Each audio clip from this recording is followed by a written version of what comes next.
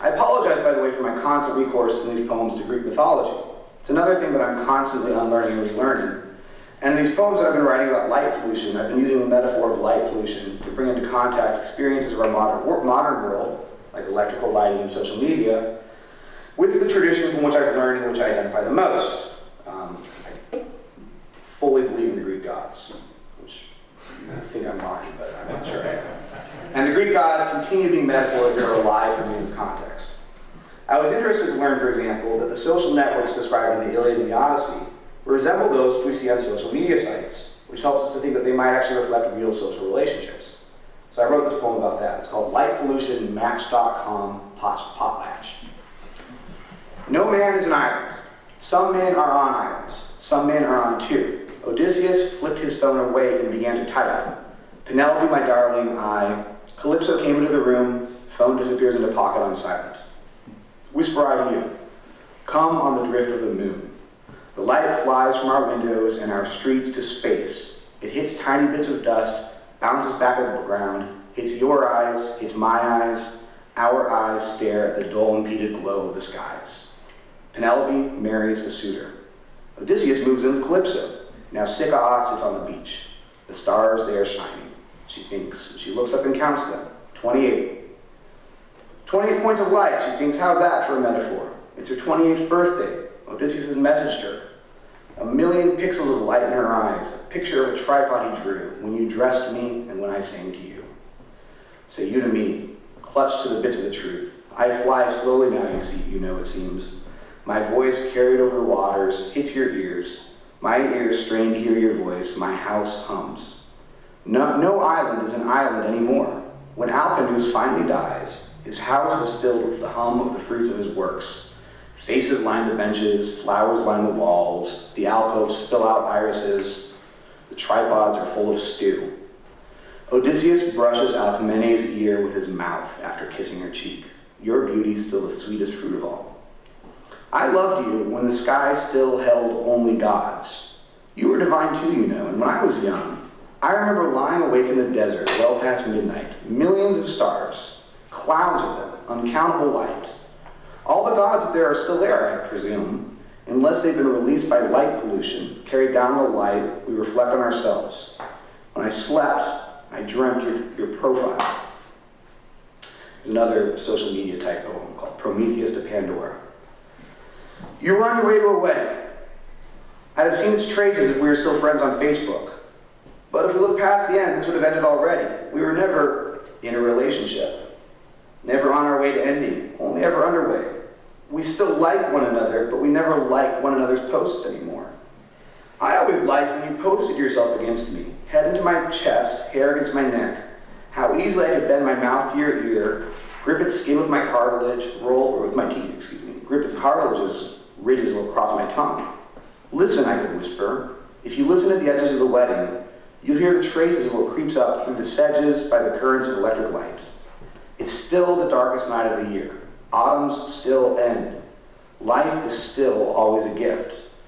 All the gifts that the gods wrote on your wall, and I saw you think them all but mine, you kept to yourself. I hope someday you'll open the link. Parts of a song, Light Pollution in the World of Trees. Pizzicato, arco, fingers over the hair of the bow, I'm humming to myself, arco, pizzicato, fingers on the string, you dance when no one watches. Birds navigate by the stars. When they enter cities, their senses lead them astray. They are lost in an inverted world. Imagine a bird singing to a star as it approaches it hyperbolically. Mouth kisses glass, head breaks. Song flies on particles of dust, light reflects off the dust, light is a trap. Your guitar picked the song out of the bird's mouth.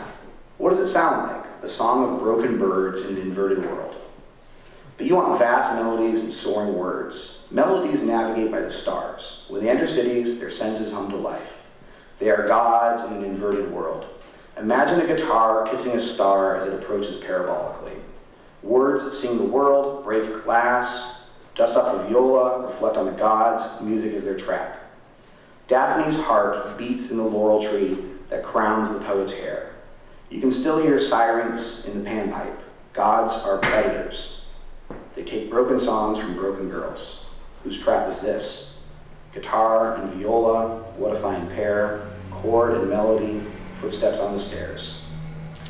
The images of birds flying at the sides of buildings because they mistake them for stars, which really happens. This is why millions of birds hit, like Chicago, for example, just is like a slaughterhouse for birds. It's fascinating to me. So I'm offering this poem in which I try to list as many names for groups of birds as possible as an offering to the god of the birds. I think I got 63 names for birds. Birds have weird-ass names for their groupings. So I tried to put 63 into one poem. Kinds of birds. I want to know who names the congeries of birds, or whether their names hatch from the nests with them. But when I put my hands in their covers and cast myself out of the house, empty vollery, without a coat, to ask them myself, not a peep. It's like I'm inviting the bracing cold into my bones on the sedge by the river. I clutch a tree branch, scold the vacating trees. Tell me what the birds feel as they muster into swords, knives, nays, or cobies, or ostentations of feathers declaring, a waste of words paddling south, in descent to where I trip, a wedge in the company of Epictetus, stand firm. November, murder not the charm of birds. Don't brood on feathers that waft in the winds, or fall like a watchful colony, laying siege to my self-pitying shivering. Give no tidings of unkindness when the steam boiling from the kettles takes flight and wisps to the rafter of the building. Do not wake the shrieking hordes who pack the skies, not until we dole out the tea into teacups, slow it down. Till exaltation is no longer a dissimulation, come quickly, spring. When a bevy of bouquets grace the parliaments congregating at a Roman emperor's throne, or in chains, murder silence, eternal murmuration of birds, given names like manna from the heavens in a desert that we walked through, our faith in flocks of names, an unraveling skein in you, O Lord of hosts, Lord of deceits, battling God of the chosen party, bipeds on wings, gaggles of birds. Now, I promised a few of you via Facebook that I wouldn't complain about the weather. Looking at you, Allison. I've managed to make it to the end without doing so, but every poetry reading should end with an act of betrayal. So here's a poem called Iced In. It's the last light pollution poem for tonight. Iced In. Here are some things that are like one another. Helium is like hydrogen, but twice as massive. The lattice that electrons move on in a crystalline structure is like the shuttle Ariadne learned to weave on before she was abandoned on Naxos. You were like a quantum trigger. The stars, covered in ambient light, glitter like diamonds entombed in the earth. The lights across the street, viewed through the window's ice crystals, are like the invisible stars in the sky would be if we could see them. Ariadne didn't know the names of the constellations she was dreaming. This is just before she was plucked and put in the stars herself. Her dreams were just like a picture you messaged me, not that she knew that. She wondered, what nebula is it that spreads in the northwestern sky? How densely packed are the stars above her head? Between them lies the dagger she gave Theseus to kill her brother. If Naxos were like Toledo and he'd left her there in winter, would her dreams have been any different as she drifted away in a polar vortex? That's why we're all iced in. The snow is the least of our worries. It blankets the earth like our streetlights blanket the sky. It's the cold and ice that will lose you in a maze. You'll wake up, Dionysus' bride, dreaming of stars no one any longer recognizes. So we all stay inside, all of us alone. No one slays monsters anymore. Fathers stopped feeding their daughters dates to the bulls ages ago. We don't need semaphore from boats to speak anymore. Friend, stranger, we're all iced in. We sit and we type, we snap pictures, we caption them, we share them. We like what one another share.